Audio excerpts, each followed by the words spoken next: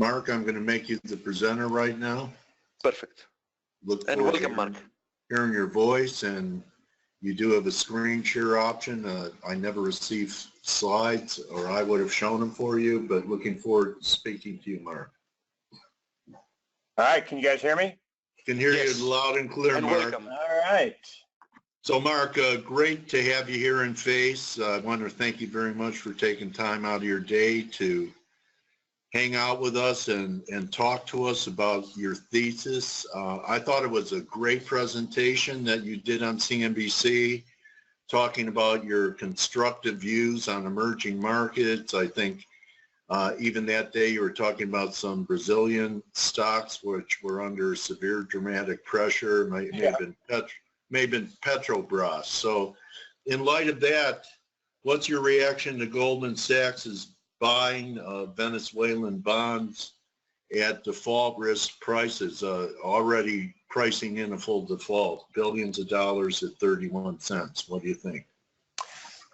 Look, I think there've been a lot of players out there that have been, how should we say, picking over through the rubble in Venezuela, and it never surprises me that Goldman Sachs shows up when the stuff gets really cheap.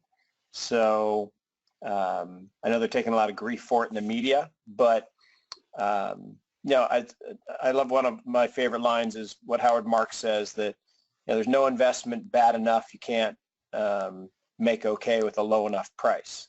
So okay. Yeah, you can't. They say default is already priced in at 31 cents. Yeah, and look, that country does have assets, so true default is, I would say, is not a high likelihood. Look, they can do anything they want. Argentina did it, but I think people have figured out that if you default today, you become unable to access the public markets, capital markets, and that's a bad thing. So, well, they've done it before. Is Argentina in that regard? Yeah, and hasn't Venezuela done it before in the 80s? Yes, and I think and Brazil. I mean, they're all very experienced defaulters. Yeah, exactly. Well, let me ask you this: is the U.S. going to have its virgin experience of default down the road? Because what I heard you say is the reason you don't like the more mature, developed nations markets is they're still going to have to deal with deflation, where some of these Asian economies where the demographics and growth are different, they're not going to have to deal with those issues. So do you endorse Gunlich's pair trade of being short the U.S. and long emerging markets?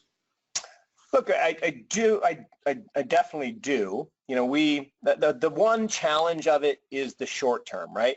Whether we like it or not, global investors still believe that emerging markets are more risky than developed markets, even though the data doesn't support that. And so what I find challenging in the current period is, I think developed markets are extremely overvalued. I mean, you guys were talking about how late we are in the business cycle. I couldn't completely agree. And, given valuations, particularly U.S. valuations, at not the stupid levels of 2000, but getting close. I mean, worse than 1929, now approaching 2000 valuations. And there are certainly some stocks like the FANGs that I would argue are priced exactly like 2000. So short the U.S. I like. Maybe not today, maybe, after the final phase of this bubble blow off top occurs over the next few months. One of our theses is that, the fall is the time you really want to get short and get out of the market and go to cash, et cetera, in the U.S. But as far as emerging markets goes, we love them. We've been very long them. They've done very well this year. The challenge is in a short-term correction, they will go down. And in fact, they might even go down more than the U.S. So I'm not sure that pair trade is going to work in the short run. All right, let me ask you this, Mark. Does the fact that it looks like the dollar bull market may be over? I know there are still some long-term dollar bulls, even if we work lower towards Dixie 92, that still thinks there's one more blow-off wave in the dollar. Is that part of the thesis of weakening U.S. dollar, stronger emerging market currencies? You with me? Hello, Mark? Mark disappeared. Dale, Mark seems to be still online, at least on the platform, and his microphone seems to be on. I don't even see him showing up on the attendees. Oh, on the stuff he does, actually. Let's see.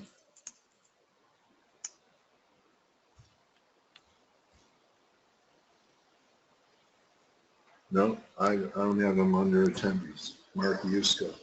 I just he's under staff, though. If you see the right column that says staff. He's on staff? Yeah. I see him, so I don't know what happened. Hello, Mark, are you there? Mark, we can't hear you if you're speaking. I think he lost the connection. Oh, he's trying to connect. Oh, you know what? He did it over the phone. Or now he's calling. Okay, he's probably trying to reconnect. Okay.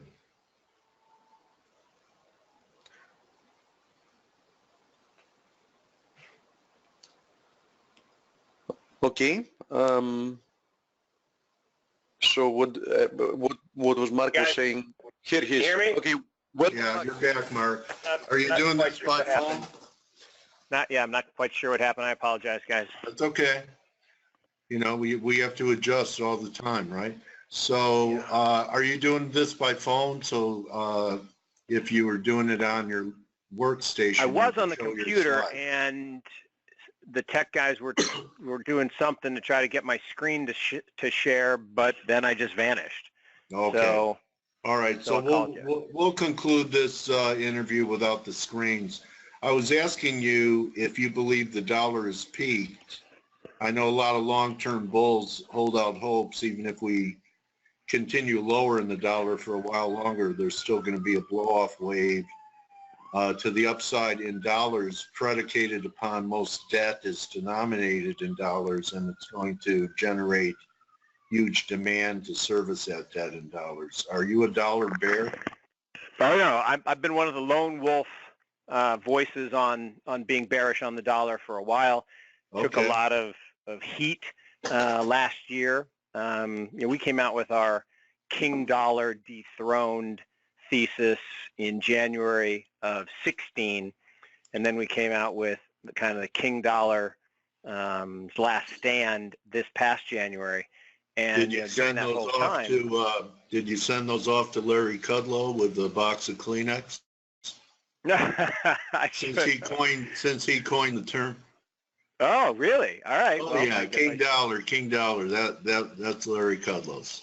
All right. Well, I will definitely do that. But what's interesting is the dollar basically has been dead money since January, February, right. After the first rate hike. Right. It hit 100 after the big rally at the end of 14 into early 15, and it's basically been dead since then. And now it's on a downward path.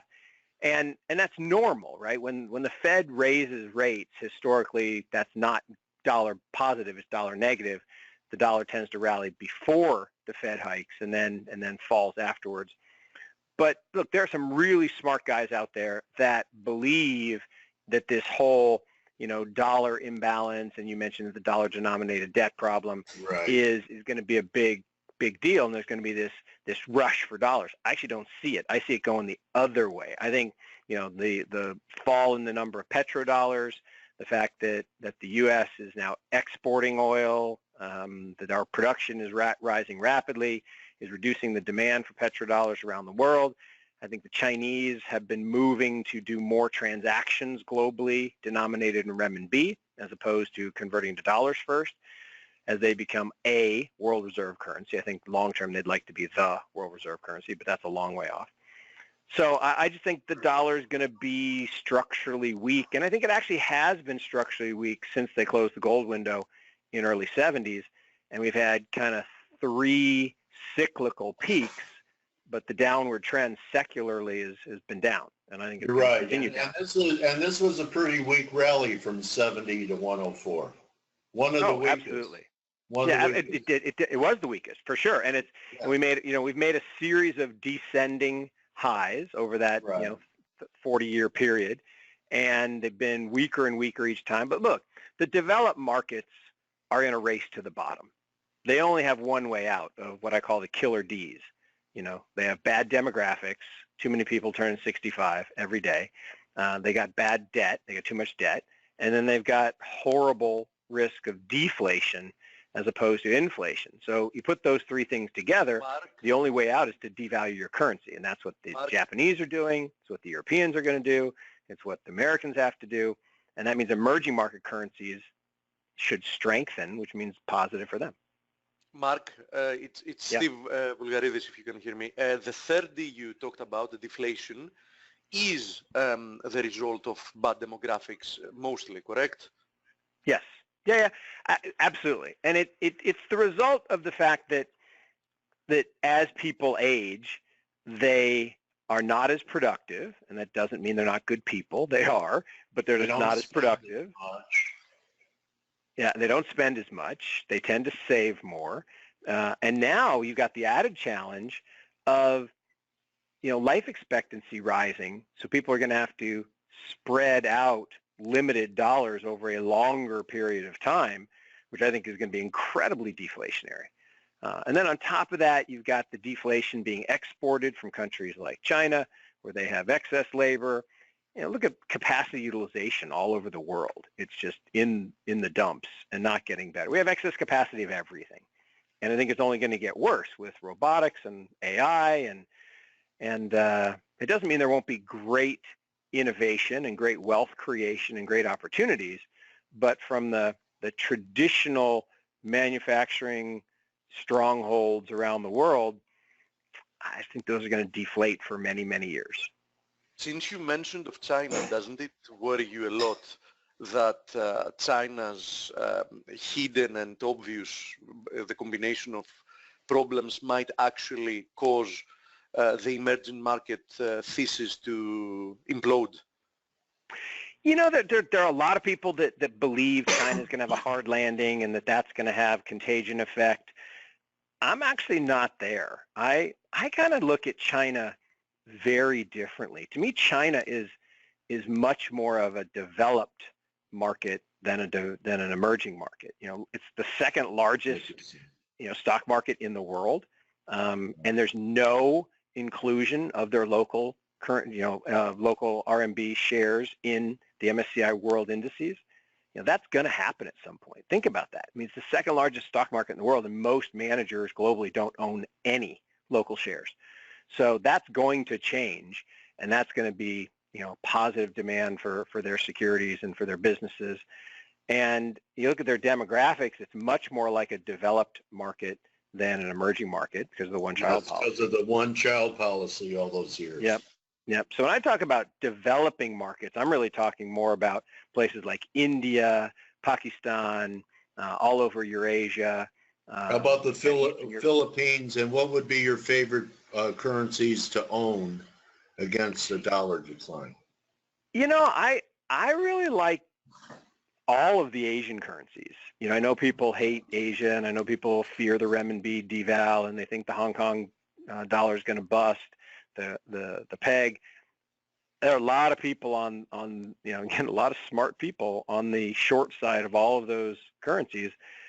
I would take the other side today. I just think that the dollar is going to be meandering down, and I think those other currencies are. Look, they took a lot of pain for a lot of years. The Brazilian real took a lot of pain. Yeah.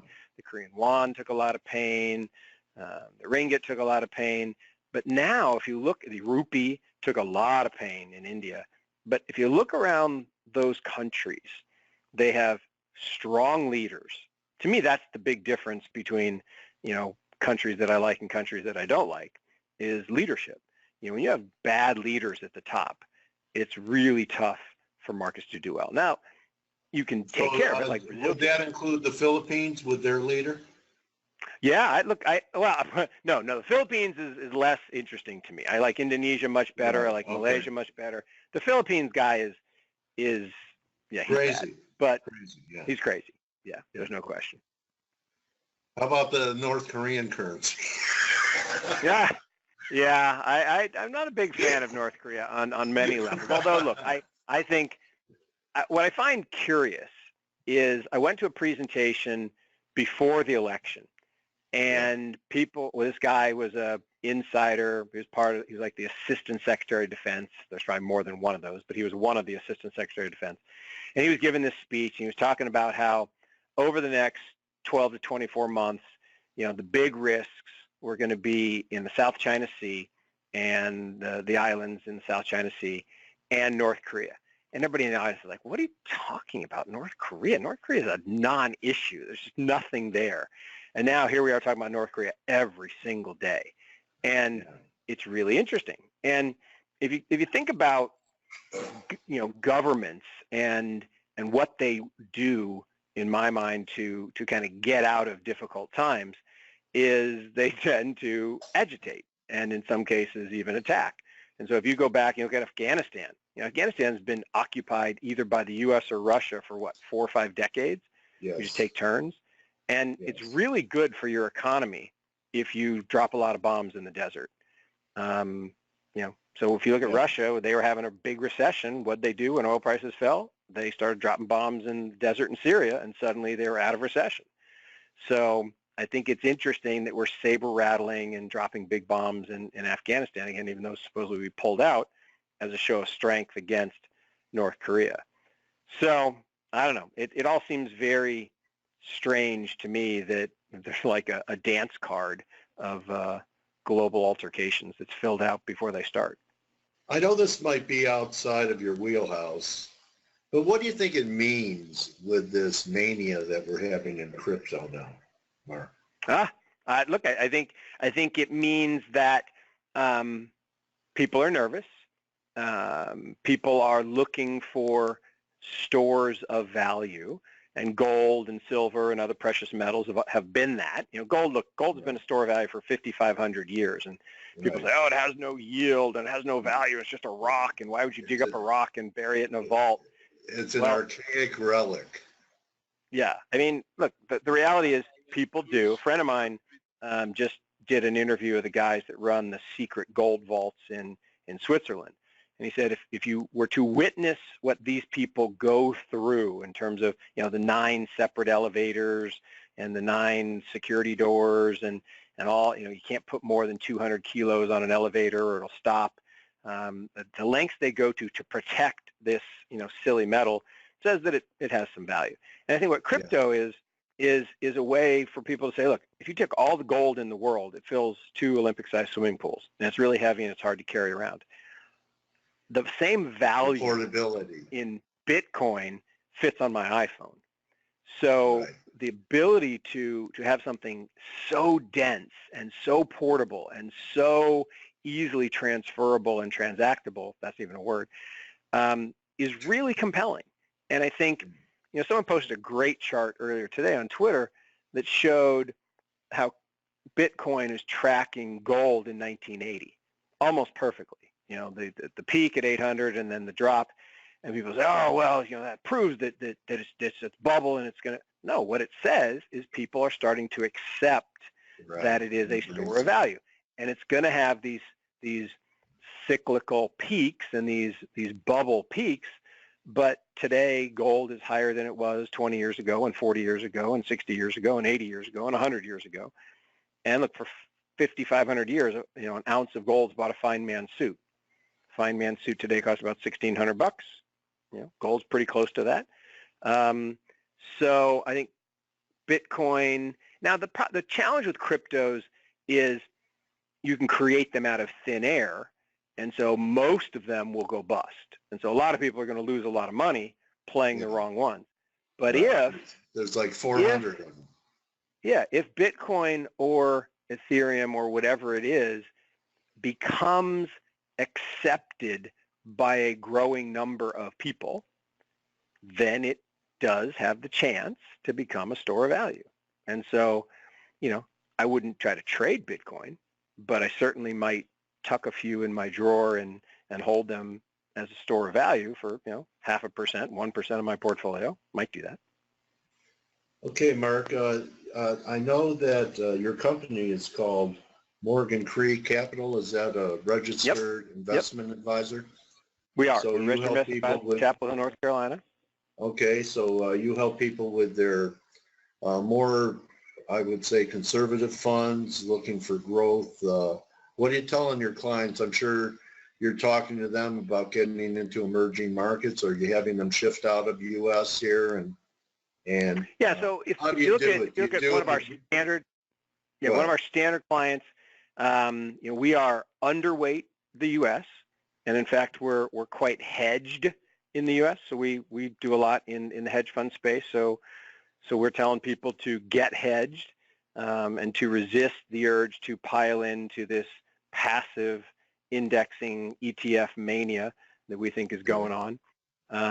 We think it's actually quite dangerous, and we can talk about that later. But so we're underweight the U.S. We're dabbling in Europe. We think there are some interesting things in Europe, particularly in the financial space and the peripheral markets, the PIGS, Portugal, Ireland, Italy, Greece, and Spain. We think there's some very interesting things going on in Greece. Then in Japan, we think you have to be selective. They're going to devalue their currency, although I totally agree with some of the comments earlier on the yen. I thought were very insightful that, look, the challenge is, for whatever reason, the yen is still considered a safe haven. I don't really understand why, given that they have 186% debt to GDP, but it still is. And so in a time of stress, the yen will actually strengthen instead of weaken, which is what they need to happen. They need the yen to weaken. But we do like companies like Sony and Nintendo, things like that, some of the exporters. Then in emerging markets, we are very overweight emerging markets. We're broadly overweight both emerging and frontier markets. We're starting. What would be an example of a frontier market? Something in we have loved Argentina for a long time, although it looks like they're going to get put into the emerging markets here later this year. We actually like Pakistan, although it's getting added to the index as well. MSCI has the tendency to do that. They move their countries around, and that actually creates supply and demand, or more demand for those assets. So Pakistan is up a lot. Argentina is up a lot as people try to anticipate those going into the index. But there are other frontier markets that we think are interesting. We think Saudi could be interesting if the MSCI gets around to putting them in the index, which they've hinted about for a long time. I think there's a lot of assets in the Saudi market that are quite cheap because they have a very low equitization ratio, meaning they're the market cap relative to GDP. That's what's so exciting about Argentina. They got a 13% equitization rate versus 130% in the U.S. The average is 70. So both of those numbers are wrong, and we know which way they're probably going to go. Then, we still like the emerging markets. We like the China story. Despite the fact that everybody thinks they're going to have a hard landing, I think they're actually growing a little faster than people think. The one risk with China, though, is that they are slowing down the credit growth after a big impulse of credit last year. That actually has some yellow lights blinking a little bit. And what do you think the catalyst is going to be for a shift in U.S. markets from a melt up to at least, a 10% correction, or more? What do you think is going to drive it? It's could it be a weaker the dollar getting too weak too fast?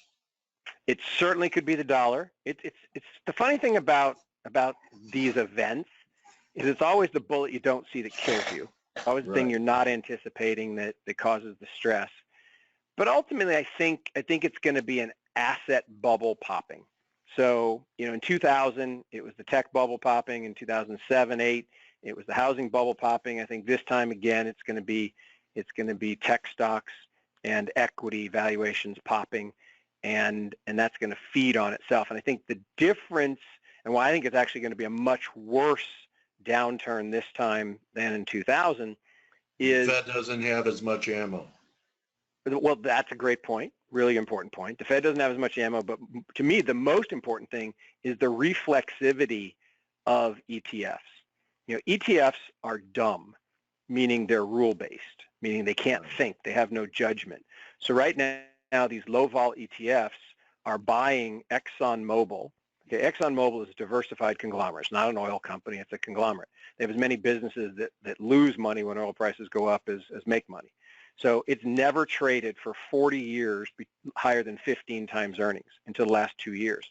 Now, because these silly ETFs must buy it irregardless of price, it's trading at 28 times earnings.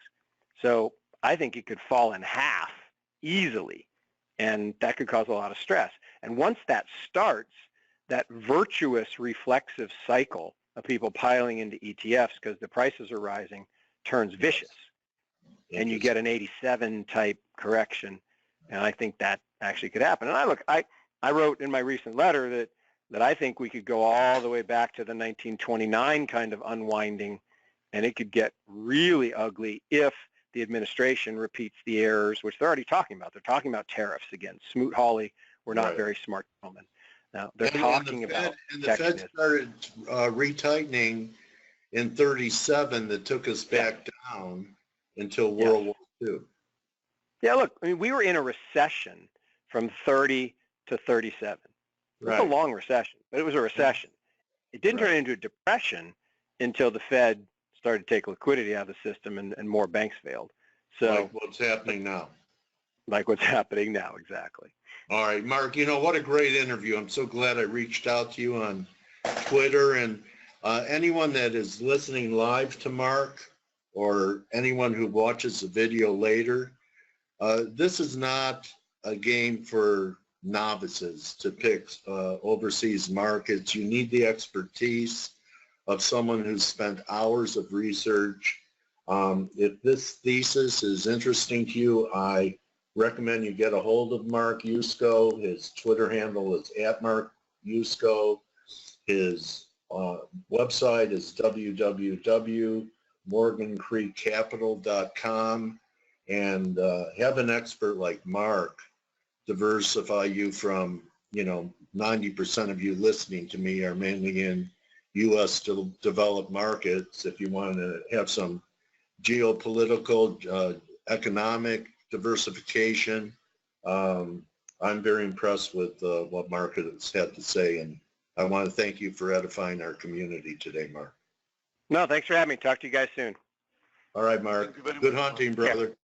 All right, bye-bye. Bye-bye. Okay, everyone, that's, did you guys like it? Okay, good. So Kiwi's coming off. Looks like that shark. We could get one more run up here. Here's one, here's two, maybe one more run up here. I favor shorts and Kiwi. Okay, you too, Arif. I want to thank Greg Horvat for his work that he shared today, and Nick for her work that she shared today, and Steve Volge for his work that he shared today.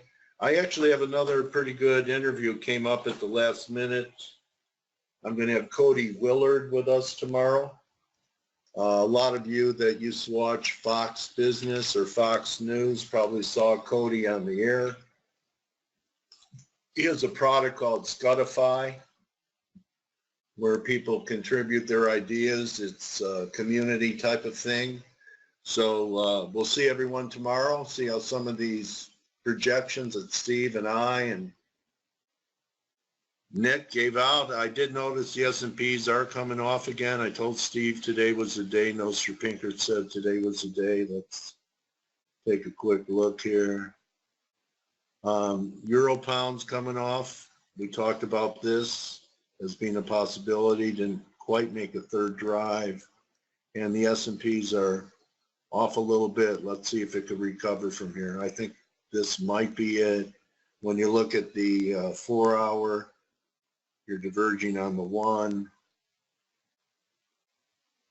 Maybe not on the 4, but glaring on the daily still. Maybe we get a 2-week correction before the big run to new highs, but this looks a little ugly to me. This action right here. So I hope that we've added value to what you're trying to accomplish as a trader. And I'll see everyone tomorrow. Remember, don't just count your pips, count your blessings. Adios, my trading warrior brothers and sisters. I'll see everyone mañana. I think Blake will be back with us too. You're welcome, Diego. You're welcome, Russell. See you, Ronit. Alex, Glenn, Arif. Enjoy the rest of your day. See you tomorrow, Morrow. You're welcome, Ben.